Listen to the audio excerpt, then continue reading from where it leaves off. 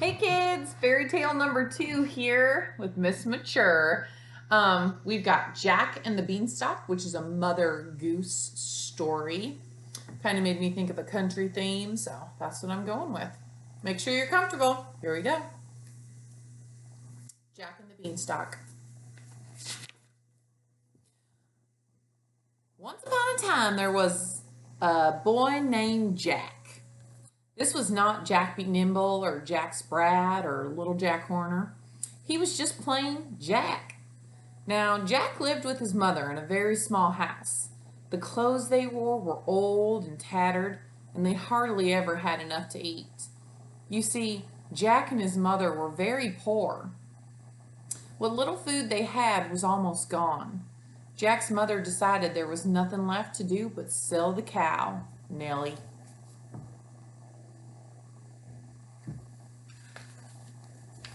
So that morning, Jack led Nellie down the dusty road to town. On his way, Jack met a peddler. The peddler offered to buy Nellie the cow for 5 magic beans. So Jack returned home with the beans, certain he had made a very good trade. But when Jack told his mother what he'd done, she became very upset. Now, peddlers think of somebody who buys stuff from other people.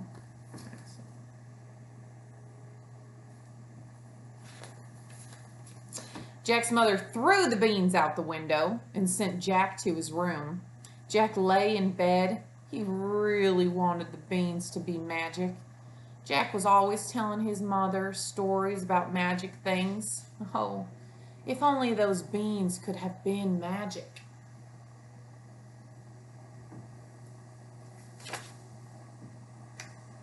Oh.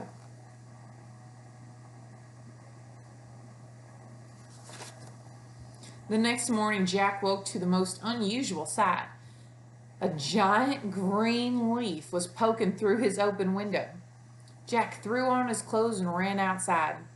And there, growing out of the ground, right where his mother had thrown the beans, was an enormous plant. It was a giant beanstalk. Jack got his mother and showed her what had happened to the beans. As Jack and his mother looked up, they couldn't even see the top of the beanstalk. It had grown right up through the clouds. Jack was so excited he started to climb up the stalk.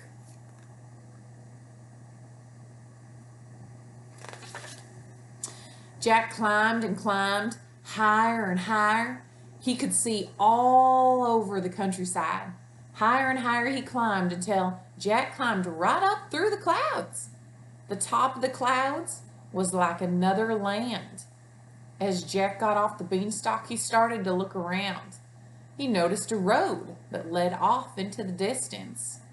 Jack started to follow the road. It led him over a hill and into a valley.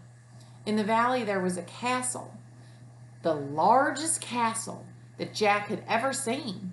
Jack walked right up to the castle and its enormous wooden doors. He knocked on the door. From inside the castle came a tiny voice inviting Jack to enter. He was barely able to reach the door handle. He unlatched the door and pushed the door open. Inside there was a very large room with very large furniture. He looked around the room, but there was no one there. Jack heard the tiny voice again. It was coming from an orange hen.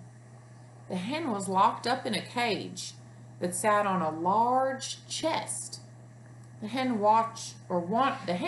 wanted Jack to let her out of the cage. Jack could not believe that the hen was actually talking. The hen explained that she had been captured by the giants who owned the castle. Suddenly, Jack heard loud footsteps from outside. The little hen had no trouble convincing Jack that he should not let the giant find him in the castle. Jack hid behind the large chest just as the giant entered the room. Oh my, the giant was monstrous. He was at least twice as big as any man Jack had ever seen before. He was very frightened as he hid behind the chest.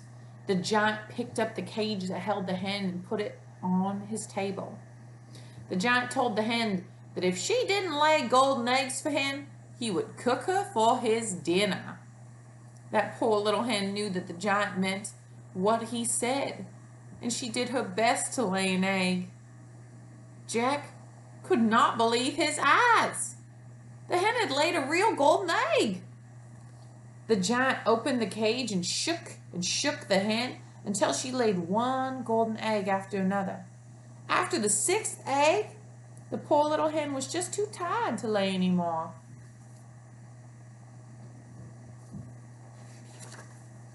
The giant shut the cage and put it back on the chest. Then he put the golden eggs into a large bag. The bag was almost overflowing. It had so many golden eggs in it. Then the giant sat down on the chair and started to doze. Jack cautiously came out from behind the chest. Because Jack had seen how mean the giant was, he knew he had to rescue that little hen. He opened the cage and took the hen out. Then, being very careful not to awaken the giant, Jack pulled open the heavy castle door.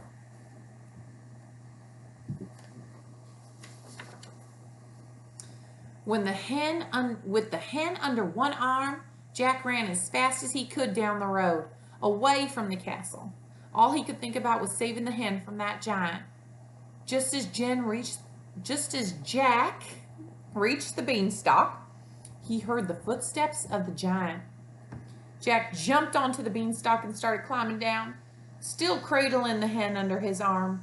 Halfway down the stalk, Jack called to his mother to get the axe and start chopping down the beanstalk.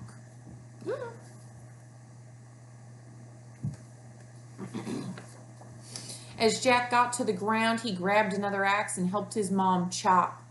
Looking up, they saw the giant climbing down the beanstalk. Finally, the beanstalk started to lean to one side. The giant quickly climbed back up the stalk and climbed back into the clouds just as the beanstalk toppled over and fell to the ground. First, an enormous beanstalk, then a giant, and finally a chicken that could talk. Jack's mother was beginning to believe in magic herself. The little orange hen was so grateful to Jack for setting her free that she asked if she could stay with Jack and his mother forever. Then she laid the biggest golden egg she'd ever laid and gave it to them as a gift.